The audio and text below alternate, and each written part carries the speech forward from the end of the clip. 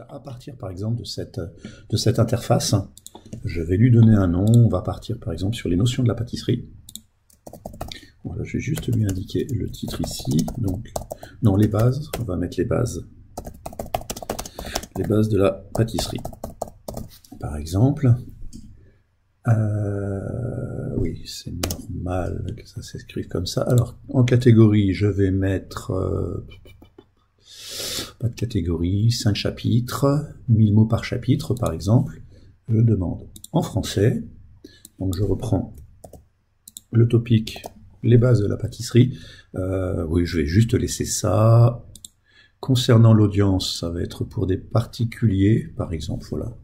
Alors le ton informatif, éducation, ouais, je vais mettre plus la partie éducation. Et j'envoie. Donc là, automatiquement, il va me proposer un titre qui serait le plus accrocheur selon moi. Par exemple, guide pratique de la pâtisserie pour débutants, recettes et astuces, ou les secrets de la pâtisserie, pâtisserie pour tous, la recette simple. Allez, je vais prendre le guide de la pâtisserie ici. À partir de là, il va me générer un plan que je pourrais bien sûr modifier.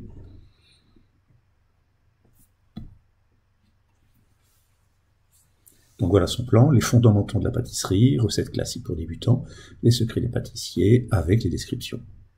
Ça me va, je fais suivant.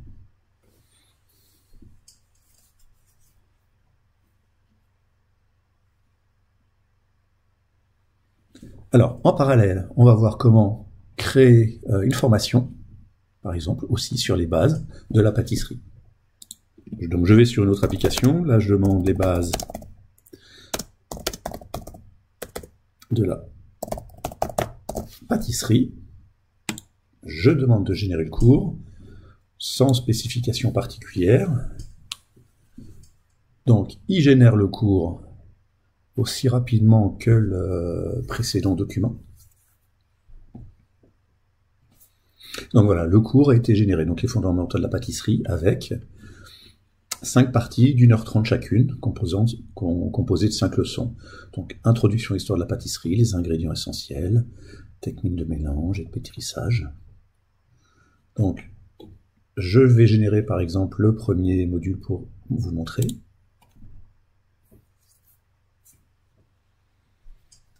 Donc, il est en train de générer ce premier module.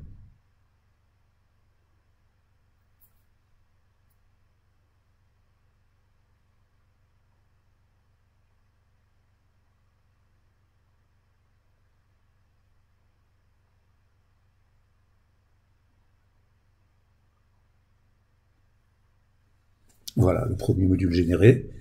Donc, avec effectivement, donc là on a le module à introduction à l'histoire de la pâtisserie, avec toutes les parties. Chaque partie est bien sûr lisible.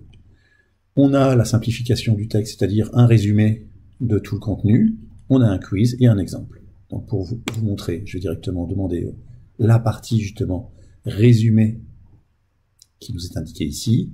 Le quiz qui est à passer en fin de chaque partie. Donc il génère un quiz.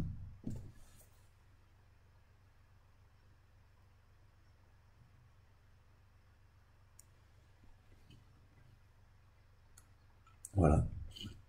Et un exemple.